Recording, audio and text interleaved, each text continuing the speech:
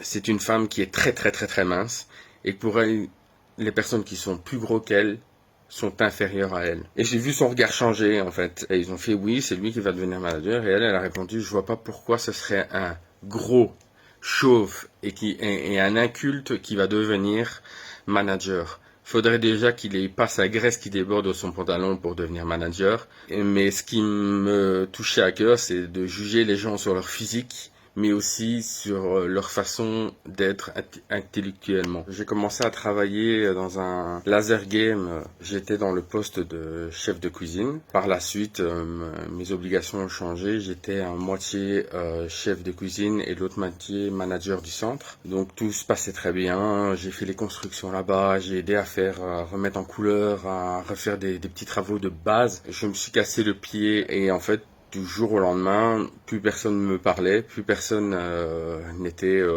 à discuter avec moi, sauf dans la première semaine, c'était on me sonnait à 2 heures au matin, à 1 heure, à minuit pour savoir quand est-ce que je pouvais allumer l'alarme. Le patron bienveillant comme pas possible, il m'a dit tout se passera bien, ne t'inquiète pas, on est comme une famille. En sachant que j'étais à ce moment-là manager et chef de cuisine, donc je faisais les deux, je gérais que des étudiants. Les étudiants ont commencé à prendre la confiance la plus totale. Du jour au lendemain, soit ça parlait plus, soit ça niait, soit ça m'envoyait un message le lendemain matin, tu nous as pas dit, tu nous as rien dit pour l'alarme. Donc je ne dis rien. Les choses s'avancent et un jour il y a une réunion. On annonce qu'il y a une personne, une femme qui va devenir manager du centre. Et après j'entends à la fin de la conversation qu'il faudrait que le personnel soit un peu plus respectueux envers la gente féminine parce que il y a des choses qui sont dites qui n'ont pas à être dites à des demoiselles, à des femmes ou autres. Moi, je me regarde, je me dis, à mon avis, c'est des étudiants, sachant que dans les étudiants, il y en a qui sont assez extravertis et qui m'envoyaient des photos, des sextapes d'eux pour pouvoir que je les partage, rentrer dans ces idioties-là. Ça ne m'intéressait pas du tout. Du jour au lendemain, tous les mots inimaginables dans les recettes de cuisine étaient de ma faute. J'avais beau leur dire, ben non, je n'ai rien fait de tout ça ce n'est pas moi. Et ils m'ont répondu, ah ben écoute, de toute façon la carte elle va changer, c'est pas toi qui décide, c'est pas toi qui es chef. Et je dis, ben si, on a convenu que j'étais chef de cuisine slash manager. Non, de toute façon il y a une nouvelle manager qui sera disponible. Je dis ok. Et de plus, il y aura aussi une personne qui va faire de la cuisine pendant que tu n'es pas là. Je dis ok, ben pas de souci. Là que je retire mon plâtre le plus rapidement possible, que j'essaie de faire la rééducation le plus rapidement possible et plus de rééducation possible aussi. Ils s'attendaient pas à ce que je revienne travailler. En fait, pour eux, je n'allais pas revenir. Donc je suis redevenu chef de cuisine de base au début mai. Donc je reviens. Donc j'apprends directement. Je vais me présenter que la pseudo-manager n'est plus là. Et quand quelqu'un essaie de lui parler, elle essaie de pas répondre en fait. Elle dit je ne veux pas parler de ce travail, je ne veux pas parler de ce qui est là-bas. J'ai peur de représailles. C'est pas la première personne qui me dit qu'elle a peur de ces représailles. J'ai pu avoir l'ancien manager aussi qui était un Français. Et du jour au lendemain, lui aussi a été viré. Puis après, donc au bout d'un moment, c'est qu'il y avait quelque chose à déplorer ou à déclarer ou autre, mais que jamais personne n'a voulu parler. La personne qui était présente ce jour-là, c'était l'ex-compagne du patron. Et je discute avec elle, malgré que je suis toujours un peu réticente d'être avec elle, car c'est une femme qui est très très très très mince. Et pour elle, les personnes qui sont plus gros qu'elle sont inférieures à elle. Et j'ai vu son regard changer en fait. Et après, elle a pris à partie tout ce qui était étudiant en discutant. Et alors, les étudiants, ils ont fait ah, c'est lui qui va devenir manager. Et ils ont fait oui, c'est lui qui va devenir manager. Et elle a répondu, je vois pas pourquoi ce serait un gros chauve et un inculte qui va devenir manager. Faudrait déjà qu'il ait pas sa graisse qui déborde de son pantalon pour devenir manager. Mais ce qui me touchait à cœur, c'est de juger les gens sur leur physique, mais aussi sur leur façon d'être intellectuellement. Ce n'est pas à eux à juger l'intellectuel des gens. Loin de là. Et surtout qu'elle avait comme poste secrétaire et qu'elle venait aider parce que tous les employés avaient été virés. Je laisse tomber cette histoire-là, je veux même pas en confrontation, je trouve que c'est des on-dit, c'est des affaires d'adolescent clairement, que j'ai autre chose à penser qu'à ça. Moi, mon but, c'est de travailler, pour que je puisse rapporter suffisamment d'argent à la maison, car mon fils a eu des soucis de santé. À sa naissance, il a eu énormément de crises d'épilepsie, thrombose dans le ventre, le cerveau touché, etc., qui s'est résorbé, qui a fait... je pourrais vous en faire une histoire énorme aussi si vous le souhaitez. Donc quand je vois les gens qui se moquent sur l'intellectuel des gens, parce que mon fils est dyslexique, dyspraxique, il est multidys, il a plein de soucis comme ça, mais ce qui est héréditaire, mais dans le temps on n'en prenait pas compte, on disait bah t'es un cancre. Et donc moi on me dit que c'est probablement que mon fils a des problèmes multidys et toutes ces choses-là, ça serait probablement génétique de mon côté. Donc moi ça m'atteint. Donc savoir qu'on se moque de moi intérieurement fait que ça ricoche un peu sur mon fils, en sachant qu'ils savent très bien ce que mon fils a. Moi je laisse tomber cette histoire, je reviens travailler, j'apprends que la manageuse n'est pas là. Moi je commence à faire ma mise en place, je passe une journée. Voilà, j'ai fini mon service, je marque les horaires, je marque début, fin, je fais tout ce qu'il y a à faire, je remplis. Et de là j'entends une petite question. Je dis oui. Qu'est-ce que tu fais là? Je remplis ma farde d'horaire. Ah ben non, hein. C'est nous qui devons te signer. Hein. Je dis, comment ça, c'est vous? Vous êtes 2 étudiants.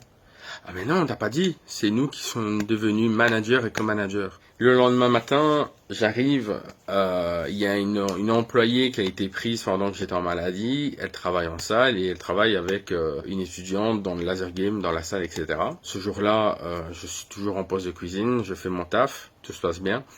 Et j'arrive déjà pour dire bonjour.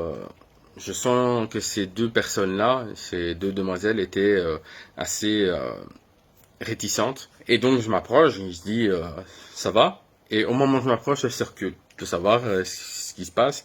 Ah non, rien, en fait, on ne veut pas te parler, on veut que tu restes à l'écart. Je dis pour quelle raison? Tout simplement, ça ne nous intéresse pas de discuter avec une personne comme toi. Je dis qu'est-ce que j'ai bien pu faire pour être une personne comme toi. Et donc j'apprends que soi-disant j'ai essayé de la détruire malgré que j'étais en maladie pour aller parler au patron et que c'était une certaine collègue, donc qui est la personne que je vous ai parlé tout à l'heure qui m'a insulté d'obèse.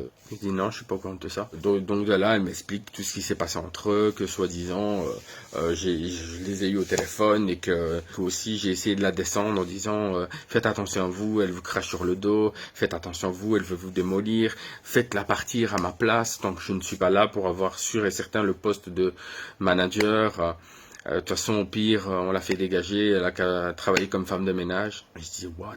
C'est pas du tout mon vocabulaire, c'est pas du tout ma façon de penser. Il y a des mots qui peuvent détruire une personne. Un simple mot peut démolir une vie. Donc la fille, j'essaie de la convaincre. Je lui dis, non, c'est jamais passé ça, je ne suis pas ce genre de personne. Elle me dit, mais t'as l'air sincère. Je dis, mais je suis sincère, je ne suis pas ce genre de chose. Elle me dit, je sais qu'il y a un collègue qui est dans le groupe, qui m'a déjà fait des avances sexuelles. Cette personne était la personne qui m'envoyait des photos de lui et ses sextapes, etc., que je lui avais déjà dit à plusieurs reprises de stopper. Elle me dit ok, donc on discute, et après elle me dit, en plus, on a appris une belle sur toi. Apparemment, tu seras agressif un peu avec tout le monde. Comment ça? Ben oui, par rapport à ce qui s'est passé hier. Comment ça? Comment t'es au courant? Et alors il me dit, ah oui, il y a un groupe spécial entre nous, et alors il parle de toi. Elle me montre des conversations.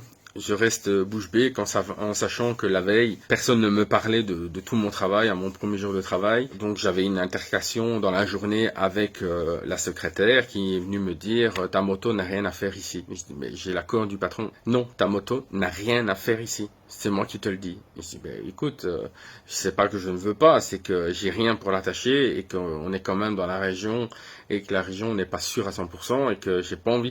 Oui, mais moi j'exige que tu le mettes dehors. » Comme si elle insistait, ça semblait trop suspect. Et elle insistait. Et je dis, écoute, non, je ne le ferai pas. Écoute, c'est pas contre toi, c'est juste que j'ai l'accord. Elle m'invente des histoires. Elle me dit, de toute façon, t'as pas à répondre ce que j'ai à répondre. Et elle s'approche de moi de plus en plus et elle me dit, tu la fermes maintenant. Je ne suis pas l'ancien manager, l'ancien co-manager.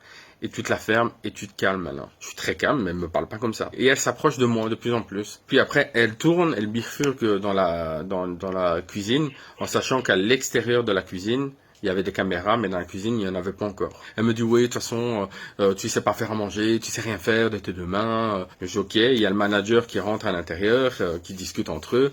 Et alors, je dis, moi, je fais mon travail, et je la vois, elle fait en disant, l'autre gros baise, elle fait l'handicapé avec son visage, vraiment, elle fait des grimaces inimaginables. Et à ce moment-là, elle pensait pas que j'allais me retourner. Et je l'ai regardée de face et elle m'a vu, elle a fait j'ai des problèmes aux dents. Je dis d'accord. Donc elle fait des grimaces. La femme, elle a pratiquement 60 ans. Elle fait des grimaces comme une gamine de 2 ans. Et surtout devant les autres étudiants. Ils me disent non, c'est pas logique ça. Et donc, je reviens, je lui explique cette histoire à la personne en question. Et donc, elle me dit, écoute, nous, c'est pas ce qu'on nous a dit. C'est bon, quoi. Apparemment, dans cette histoire, dès que t'es rentré dans la cuisine, tu l'aurais chopé, tu l'aurais collé sur le frigo et tu lui aurais donné un coup de boule. Je dis, quoi? Je dis, non, ça s'est jamais passé. Fait, si, apparemment, elle aurait eu des marques sur son visage. Apparemment, elle aurait sonné au responsable. Et ce responsable aurait dit, écoute, il faut que tu ailles porter plainte. Et elle a dit, non, j'ai trop peur de lui, j'ai peur qu'il m'attrape. Je suis resté sur le cul, clairement, j'ai sonné au patron, j'arrive pas à avoir de réponse. Et en fait, par la suite, on discute. Et alors, j'essaie de m'interrompre. Et alors, il me dit, ouais, de toute façon, il y a des gens ici qui inventent des histoires. Je dis, ah bon, laquelle? Et alors il me regarde, il me fait oui, toi t'inventes des histoires, t'imagines des choses, ah bon. Puis après il essaie de me remettre en place, il dit maintenant tu fermes ta gueule, je m'excuse de la grossièreté, maintenant tu fermes ta gueule, tu restes à ta place c'est dans ta cuisine, t'es un chien. Je dis hop, tu baisses d'un ton, je suis pas ton pote, déjà je suis plus âgé que toi, il y a un minimum de respect et d'éducation. Ah pourquoi je suis pas bien éduqué? Je dis t'es pas un chien. Mais l'éducation est avant tout importante. T'as pas à m'insulter. Ouais, c'est ça, ferme ta gueule, ferme ta gueule. Il a commencé à me rentrer dedans. Il commençait à se rapprocher. Je dis, tu sais quoi, ça vaut même pas la peine. Je fais demi-tour, je vais dans ma cuisine parce que je vois pas l'intérêt d'aller me bagarrer et m'embrouiller avec les gens juste pour le fait de montrer qui est le plus fort, qui est le mal, c'est pas mon genre. Donc moi j'essaie de ressonner 4, 5, 6, 7, 10 fois au patron. J'arrive à avoir le patron et le patron je lui explique l'histoire. Je dis apparemment j'aurais frappé aussi votre ex-femme. Il dit bah écoute, c'est ce qu'on dit hein. Je dis, mais écoutez, je vous assure que je n'ai rien fait de tout ça. Je dis, là, maintenant, on veut m'agresser, on veut me taper tranquillement dans le centre et limite hors caméra, juste pour le plaisir, quoi. Je dis, écoute, je n'aime pas de savoir un employé qui se sent mal à l'aise dans un travail. Tu peux m'envoyer un email en me disant que tu souhaites rentrer chez toi et que je t'accorde, suite à notre appel téléphonique, je t'enverrai un message. Je dis, ok. Je fais le message, je m'en vais. J'explique ça à ma compagne. Elle a hurlé, elle dit, toi, lever la main sur une femme. Je dis, bah oui. J'ai le respect de la gente féminine, j'ai le respect de la personne, de l'être humain. Et alors elle me dit, oui, bah écoute, t'occupe pas de ça. Donc tu verras demain avec lui. J'arrive le lendemain pour revenir travailler. Et de là, j'apprends une nouvelle qui m'a assez démoli. Aussi bien intellectuellement que mentalement, franchement, on se remet en question, on se dit pourquoi ça m'arrive. J'apprends que soi-disant j'aurais eu fait un harcèlement sexuel envers une étudiante, que cette étudiante s'est plainte à plusieurs reprises, que j'ai essayé de faire des rapprochements et j'ai essayé de la toucher. Ça n'a jamais arrivé. Quand j'ai expliqué ceci à ma femme, elle a rigolé, elle me dit non, ça s'est jamais passé, ça, tu blagues. Sachant que un mot, une histoire, une phrase peut démolir la vie d'une personne, en sachant que un homme qui est confronté à une plainte sexuelle, qui est une plainte de harcèlement ou quoi que ce soit, l'homme sera toujours mis en doute. Je sais que 6 fois sur 10, c'est vrai, mais là, c'est pas vrai. Je voudrais beau dire à tout le monde, à la terre entière, il y aura toujours ce petit doute qui fait que on me dira, peut-être bien que ça arrivait en fait. Quand j'ai expliqué ça au patron, je dis, vous vous rendez compte, un homme qui se fait accuser du jour au lendemain, cette personne, on ne la croira jamais. Il me dit, écoute, figure-toi, c'est pour ça que le jour du rendez-vous, qu'on a parlé, qu'on a été en réunion, que j'ai dit qu'il fallait que les étudiants fassent attention, enfin que les gens fassent attention sur leur façon de parler envers la gente féminine, c'était envers toi en fait. Et qu'est-ce qu'on vous a raconté? Déjà d'une, t'aurais frappé mon ex-femme. Je dis, ça s'est jamais passé. Il fait, bien sûr. Et la deuxième chose, il me dit, apparemment sur une étudiante, tu aurais fait des allusions sexuelles, tu aurais été presque à la toucher, à la coincer dans des coins en lui demandant de te dire et de faire des choses. Je dis, Jamais au grand jamais. J'ai bien prouvé A plus B que je n'ai jamais fait ça. Je dis, apparemment il y a des conversations, mais regardez mon téléphone, je lui ai mis mon téléphone. Il me dit, supprimer c'est facile. Je dis, non, écoutez, non. J'ai récupéré des programmes qui permettent de récupérer les conversations WhatsApp supprimées des deux côtés. Je lui ai montré, je dis, regardez, il me fait, ouais, mais c'est facile de créer. À chaque fois, on doute envers la personne qui essaie de se défendre. Et je trouve ça malheureux que ça arrive à une fille, à une personne de la gente féminine, à arriver à se faire harceler sexuellement, à se faire menacer sexuellement ou avoir des actes sexuels envers elle. Je trouve ça malheureux. Mais le seul problème, c'est qu'il y a eu beaucoup de jeunes demoiselles qui ont utilisé le fameux hashtag MeToo, hashtag balance ton porc, juste pour le plaisir d'avoir le regard. Et le seul problème, c'est qu'elle a fait ça, soi-disant maintenant, à l'heure actuelle, elle est en couple avec le manager. Elle a fait ça pour que son copain, soi-disant qu'ils étaient ensemble, devienne manager. Et donc, moi j'essaie de me défendre, et le patron, il m'envoie bouler clairement. Et alors il me dit, reviens à 16h, on en parlera directement en face, parce que tout ça s'était passé par téléphone. Et je reviens à 16h, et à ce moment-là, en fait, je vois qu'il est là, et il me dit, viens, on monte. J'arrive dans le bureau, j'essaye tant bien que mal de lui dire, bah écoutez, j'ai été accusé de telle ou telle chose, ça s'est jamais passé. Et je lui détaille l'intégralité de toutes ces choses, et à chaque fois, il y avait un acquiescement de... Bien sûr. Il envoyait complètement bouler tout ce que je disais. Je dis, vous vous rendez compte de me faire accuser d'harcèlement et toute autre chose qui sont mis dans la globalité sexuelle pourrait détruire mon couple du jour au lendemain. Heureusement que je suis avec ma femme depuis 14 ans et que ma femme et moi, on est avant tout meilleurs amis, mais aussi amants. On est tout ensemble. Franchement, un sans l'autre, on ne saurait pas. Il me dit, de toute façon, j'en ai rien à faire. Tu romps ton contrat, de toute façon, il est bon dans 6 jours, t'es fini. Et je dis, ouais, mais non, moi, je m'en vais pas. Tant que vous ne me faites pas un document. Il fait, de toute façon, je t'envoie un email pour te dire que tu te casses. Je dis, ouais, mais non. Je dis, vous me faites un email ou un papier pour me dire que c'est vous qui me mettez dehors. Ouais. Je pense que lui-même est devenu la victime de son ex-femme et des étudiants qui ont fait une petite bande à part. Et je m'en excuse de lui dire ça, mais il a été exécrable. Un vrai con de pas pouvoir écouter les vraies versions, avoir une confrontation, etc. Je dis, moi, je veux pas me laisser faire. Je vais voir mon syndicat, je vais faire le nécessaire. Ouais, ça va, ta gueule. Je dis, comment? Ouais, la ferme. Et il me dit, tu dégages dans ma société, tu n'as rien à faire là, et si je te vois, tu auras des problèmes. Maintenant, tu dégages et la ferme. Et je dis, ok, vous la jouez comme ça, ok. J'ai pu directement contacter mon organisme de paiement, qui est aussi mon syndicat, et je leur ai expliqué l'histoire. Ils m'ont demandé de venir directement le lendemain matin. Je suis venu le lendemain matin et j'ai expliqué. Et donc, ils ont essayé de prendre le dossier en main, de faire le nécessaire. Ils ont sonné au patron pour essayer d'avoir des nouvelles. Le seul problème, c'est qu'il avait chaque fois sa secrétaire. Et à chaque fois, c'était bizarrement toujours elle. À chaque fois, on lui demandait un numéro. Elle donnait un numéro, c'était elle qui répondait. Et alors, elle lui explique tout ce qu'il a expliqué.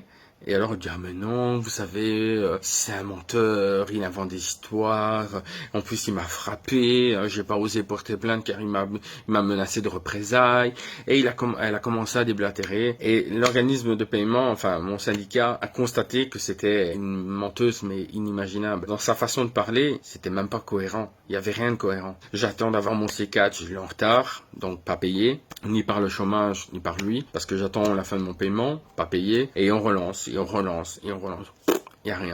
Je vide mes comptes. On s'inquiète pas. J'ai beau me plaindre, personne ne remue les petits doigts. Mon syndicat essaye tant bien que mal on envoie des emails, on envoie des lettres. Ah ben c'est bien. Mais si elle les prend et qu'elle les jette, le patron n'est au courant de rien. Et il m'explique tout calmement qu'il faut que je prenne un peu sur moi et que ce genre d'histoire et que malheureusement, si c'est moi qui vais plus loin, ben c'est moi qui vais me faire démolir car je suis un homme et que malheureusement un homme à côté d'une jeune demoiselle qui se plaint d'attouchement et harcèlement et autres, ben, n'a aucune chance, clairement. Je me dis, bon allez, je vais changer de travail, je vais aller postuler au cinéma de Charleroi, en sachant que le cinéma de Charleroi avait l'ancien manager à qui je m'entendais très bien. Je me présente, il y a une personne de recrutement, elle me dit que vous êtes, je lui dis mon nom, mon prénom, mon curriculum vitae, et elle voit que en fait j'ai travaillé à côté. Et donc elle me dit, ah non, ça nous intéresse pas. Je dis pourquoi? Non, il y a des choses qui font que... non. Et j'essaie d'aller voir cette personne et je lui demande qu'est-ce qui se passe. Il me dit, écoute, je vais pas te mentir, mais ça parle sur ton dos dans tout le centre commercial, et je m'en vais. Et malheureusement, je suis une personne très sanguine, Je prends le téléphone et je sonne directement à un des collègues qui était étudiant là-bas et je leur dis, je voudrais bien que vous arrêtiez vos menaces, vos insinuations à dire à tout au centre dans les environs et leur dire des mensonges qui n'ont jamais été approuvés. Personne ne fait la plainte au boulot mais ne fait pas la plainte à la police. Moi, j'aurais pu aller porter plainte contre diffamation. Ce problème, c'est que même mon syndicat me dit de pas le faire. Si je vais porter plainte contre diffamation et qu'elle est surenchérie sur une plainte d'harcèlement sexuel et autres, je suis perdant. Le lendemain, je reçois un message de mon ancien patron qui me disait d'arrêter de menacer les anciens employés. Et ils ont repris une photo que j'ai mise sur WhatsApp. Ils ont mis une fausse conversation, enfin une fausse story en disant que j'avais dit allez vous faire foutre, vous allez tous crever bientôt. C'est de la menace de mort. Et je dis c'est facile d'inventer tout et n'importe quoi. Et donc je lui ai fait un email, une grosse tartine et j'ai plus jamais eu une nouvelle de lui. Et à ce jour, j'ai zéro nouvelle. Mon syndicat essaie tant bien que mal de faire passer le dossier au service juridique avec eux. Ils essaient de voir, de trouver quelque chose. Mais eux-mêmes me disent, ça va partir dans l'eau. C'est clairement, ça va partir dans l'eau. Il me dit, le truc va durer pendant 5 ans. Au bout de 5 ans, ça va partir en dossier sans suite et ça n'existera plus. J'essaie de me défendre en disant telle ou telle chose. Et c'est telle ou telle chose, les gens vont me dire, il essaie tout simplement de se justifier. Une personne qui se justifie, c'est une personne coupable. Et je sais quasiment sûr et certain qu'il y aura ce genre de commentaires dans le reportage et que les gens seront toujours là pour critiquer parce que les gens adorent critiquer. Je pourrais parler de moi pendant des heures pour vous dire quelle personne je suis. Par la suite, moi j'espère pouvoir me libérer d'une chose en détaillant mon histoire là maintenant. Parce que là maintenant, je suis suivi par un psy. Je n'arrive plus à dormir. J'ai des problèmes au niveau du cœur. Maintenant, j'ai mon cœur qui monte facilement à 130, 150 en étant couché. Pourquoi ça m'est arrivé? Il n'y a pas de réponse. Pourquoi ça m'arrive? Il n'y a pas de réponse. Et pourquoi ça continue? Il n'y a pas de réponse. Et malheureusement, c'est ça qui me bloque et qui m'empêche d'avancer sur le long terme.